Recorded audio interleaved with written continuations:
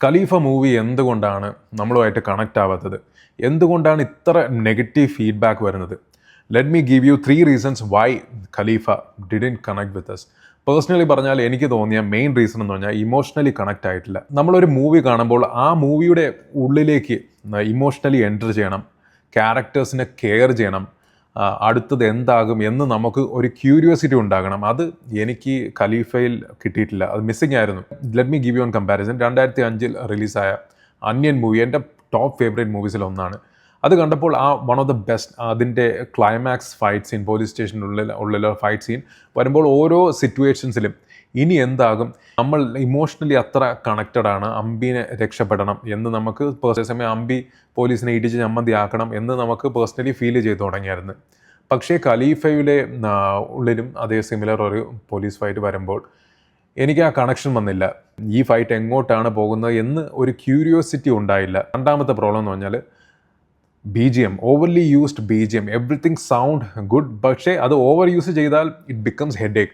Same thing happened KGF പടത്തിലും, KGF 2ലും especially over used ആയിരുന്നു.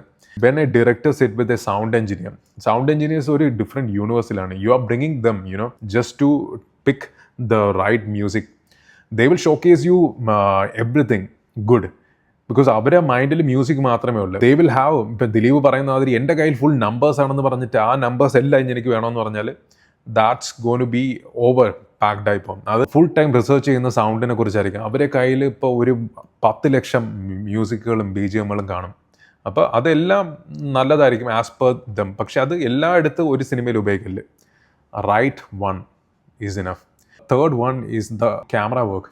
Never ever repeat the same scenes. ഒരു photoshoot ചെയ്ത്, ഒരു സാധാരണ ഒരു ഫോട്ടോഷൂട്ട് ഒരു 10-500 ഫോട്ടോ എടുത്ത് ഇതിൽ 400 ഫോട്ടോസ് നന്നായി വന്നിട്ടുണ്ടെങ്കിൽ ഇത് നമുക്ക് ഡിലീറ്റ് ചെയ്ത് കളയാൻ പോലും തോന്നില്ല. പക്ഷേ എന്നും പറഞ്ഞ് നമ്മൾ ഈ 500 എണ്ണം എടുത്ത് ഉപയോഗിക്കുകയാണെങ്കിൽ ഹൗ വിൽ ഇറ്റ് ലുക്ക്? ഇത് കാണുന്ന പ്രേക്ഷകർക്ക് they will not like it. So as a director should know ഈ 500 എണ്ണത്തിൽ നിന്ന് ഏത് പിക്ക് ചെയ്യണമെന്ന്. ഈ സെയിം റിപ്പീറ്റ് ആയിട്ട് നമ്മൾ ഇടുകയാണെങ്കിൽ people are not going to accept it. Right, നമ്മൾ ക്യാപ്ചർ ചെയ്ത് നമ്മളെ ഹാർഡ് വർക്കാണ് അത്. പക്ഷേ ഇത് പിന്നെ story telling was not that. ആ ഒരു pack it should have been tighter. So this is the main reason എനിക്ക് തോന്നിയത് എന്തുകൊണ്ടാണ് സിനിമ ഒരു നെഗറ്റീവ് ഫീഡ്ബാക്ക് വന്നതെന്ന്. But still it's a one time watch movie.